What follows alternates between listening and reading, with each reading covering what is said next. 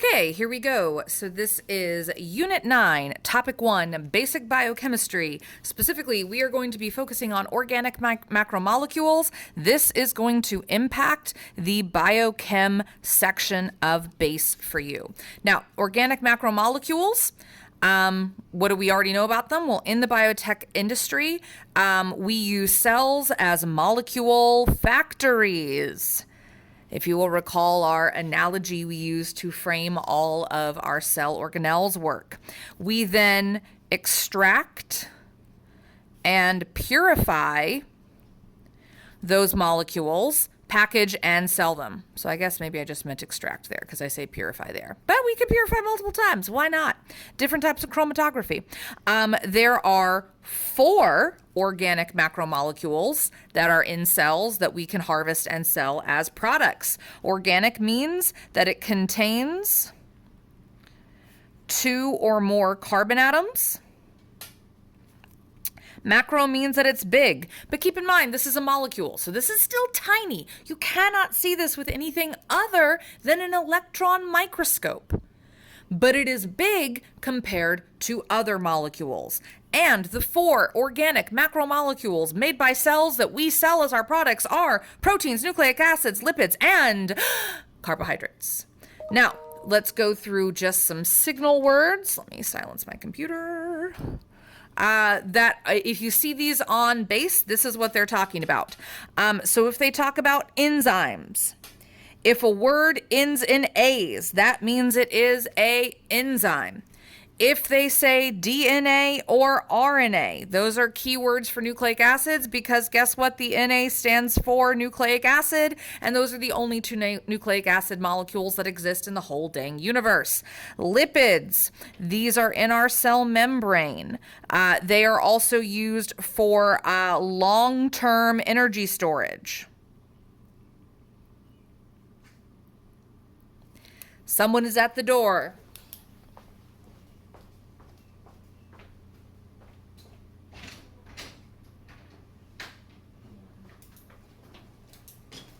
And carbohydrates, well, they do a range of things. They are medium and short-term energy, so they also are energy storage. They include sugars. Sugars end in ose. They also provide structural support. Okay, so the function of proteins, boy, do they do a lot of things. Proteins can be used for cell transport of molecules. Remember, we have those transport proteins in the cell membrane. They can also be used as recognition, which is how cells recognize each other as, hey, oh, hi, oh, I'm a cell bumping up against another cell. Hey, you have proteins that let me know you're from the same organism as me, so I don't need to attack and kill you. We have communication. Nope. Let's not say communication. Let's say transport, recognition, obviously enzymes, which speed up chemical reactions. You know what? I'm going to leave it there because I think that's what BASE is going to focus on. These are our genetic material, nucleic acids. I really hope I don't have to tell biotech seniors that DNA and RNA are your genetic material, but in case you've missed it for the last 3 years, that's what they are. Lipids. These, again, make up our cell membrane, so they control what goes in and out of the cell.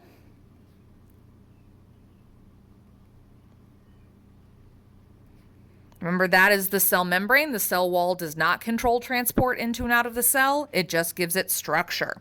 So cell membrane is a lipid as opposed to cell wall being made up of carbs. They also provide energy, and specifically long-term energy in the form of fats. And carbohydrates, well, they provide structure by being what makes up the cell wall. As I taught you, cell walls of plants are made of cellulose, and cell walls of bacteria are made up of peptidoglycans. So if you see those words, those are signal words for, hey, we're talking about a carb. They also provide energy in the form of sugars and polysaccharides. All right, monomers. This is the small molecule that makes up the big molecule.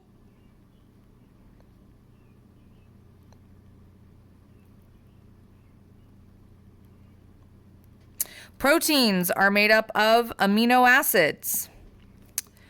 Nucleic acids are made up of nucleotides, which we have looked at. They have a phosphate, a pentose or five-sided sugar, and a nitrogen base. Lipids are actually made up of two ingredients. They are made up of a glycerol head and fatty acid tails. They could have two tails, they could have three. It depends on the type of lipid they are. If they have two tails, well, that means they're a phospholipid that makes up the cell membrane. If they have three tails, then that means they're a fat or a triglyceride, meaning they're for energy storage. And then carbohydrates are made up of monosaccharides. And then atomic makeup. Well, proteins are made up of carbon, hydrogen, oxygen, nitrogen, and some combination of other things, likely either sulfur or phosphorus. But they have to have carbon, hydrogen, oxygen, and nitrogen. Nucleic acids are also made up of carbon, hydrogen, oxygen, and nitrogen, and they must contain phosphorus. They must contain it. They do not contain any sulfur. So if you see sulfur, hey, that is a protein. If you see chone or carbon, hydrogen, oxygen, and nitrogen, and phosphorus, hey, that's probably a nucleic acid. Now lipids only contain carbon, hydrogen, and oxygen, as do carbohydrates. So instead of chone, they contain CHO. So how do you tell the difference between them? Well, the ratios. Carbohydrates have a 1-to-1 ratio. So for every one carbon, you have two hydrogens and one oxygen. So for example, C6, H12, O6, that's the 1-to-1 ratio. That's glucose. Glucose ends in ose, so it is a sugar, so it is a carb. Lipids have a few carbon to many hydrogen ratio, and the oxygen kind of doesn't follow the ratio at all. You could have like literally one oxygen, you could have 15 oxygen. So that means that lipids are mainly made up of carbon and hydrogen, even though they do contain oxygen. And that is the biochemistry knowledge you need for those macromolecules. So let's now focus on the ones that we use the most as our products, which are proteins. Proteins are 3D structures. The structure of a protein determines its function. For example, insulin is the protein that helps glucose leave the blood and enter cells. So here are our cells. They're along a blood vessel. That could be a capillary, capillary, or vein or artery. There is glucose, which is a 6-sided sugar in our blood. How did it get there? We ate food and our digestive system put it in our blood, but we don't need it in our blood. We need the glucose to enter our cells so we can do aerobic respiration and produce ATP. Insulin is the protein that allows the glucose into the cell. Not enough insulin, glucose stays in the blood, doesn't enter the cell, no ATP production. So that's just an example of structure function. The reason why insulin alone can do that is because insulin alone has its unique structure. We can't just sub in hemoglobin to do insulin's job because hemoglobin and insulin have different structures and therefore different functions. Proteins are made of smaller molecules or monomers known as amino acids. There are 21 amino acids that exist in the universe, and they combine in all kinds of different unique ways to produce literally billions of proteins in all life on Earth. So that's pretty cool. Now, proteins themselves have up to 4 levels of structure, that known as the primary, secondary, tertiary, and quaternary. I'm going to have diagrams of them in a moment. The structure of the lower levels determines the structure of the upper levels, therefore the function of the protein. That means if you get a mistake at a primary level, that mistake will impact secondary and tertiary and quaternary if it's present, and therefore wrong structure, wrong function. If there is a mutation in the primary structure, this will change the overall shape or structure of the protein, and it won't perform its intended function. Now, as just a quick reminder, your DNA determines the primary structure of the protein. That is what a gene is.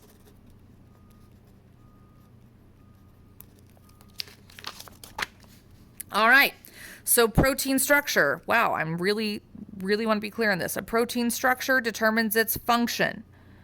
And we go from primary, secondary, tertiary, quaternary. So each of these columns aligns with those structures. So what is the primary? It is a long chain of amino acids held together with peptide bonds. And the completed chain is known as a polypeptide. Where do we put those amino acids together? I'm actually going to grab a visual aid.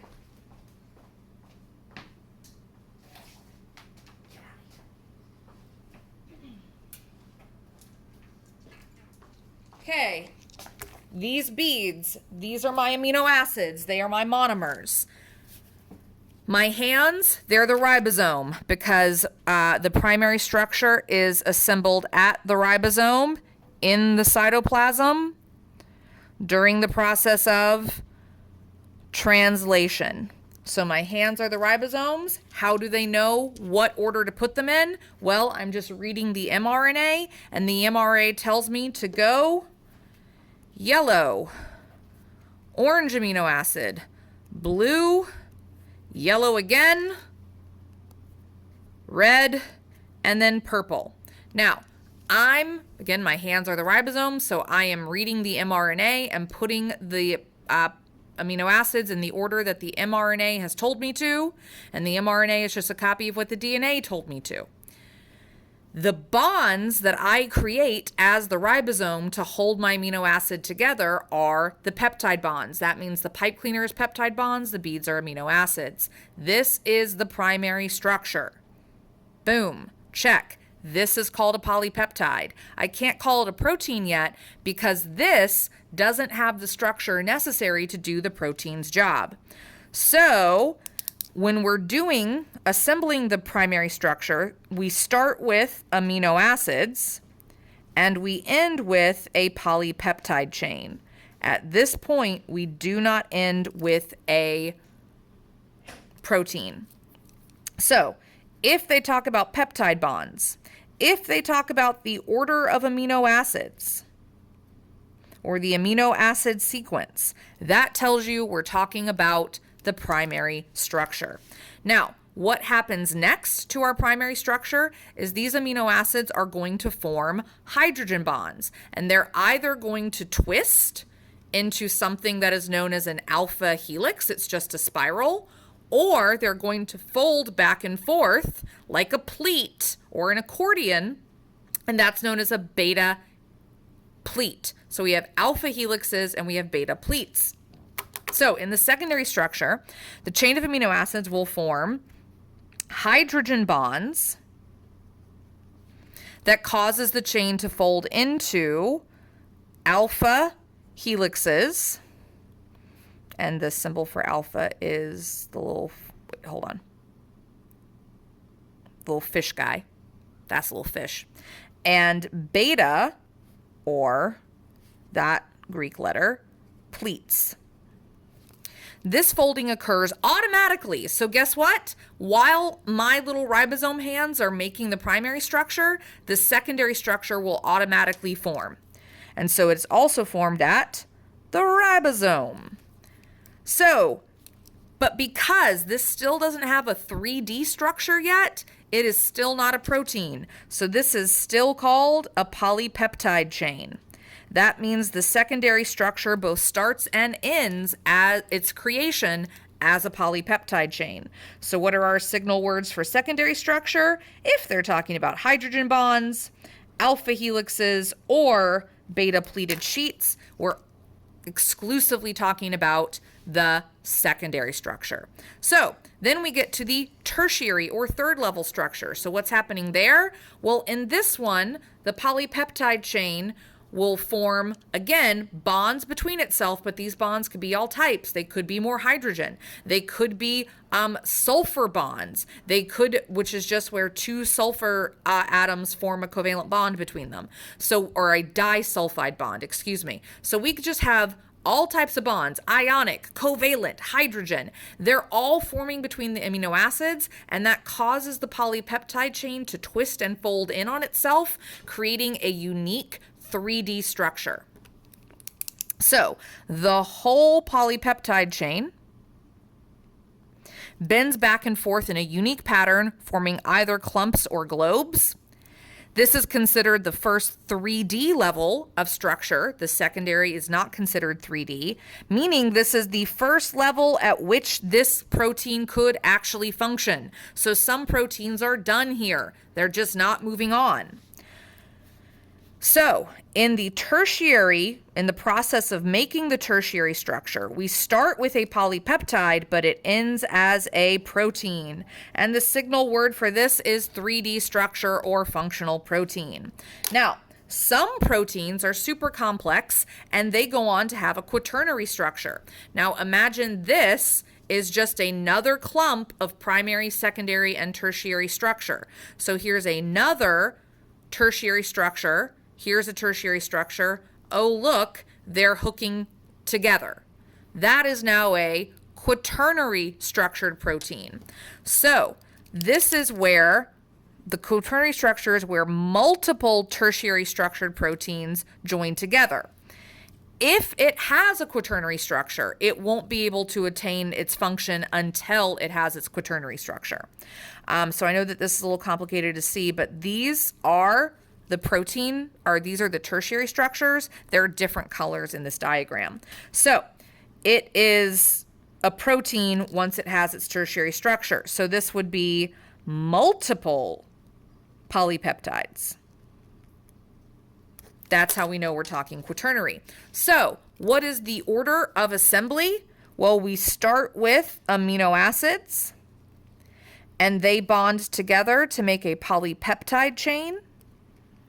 That polypeptide chain folds in on itself and sometimes joins with others, and that makes a protein. So we go amino acid, polypeptide chain, protein. And that, my friends, you're not my friends, you're my students. And that, my students, is topic 1.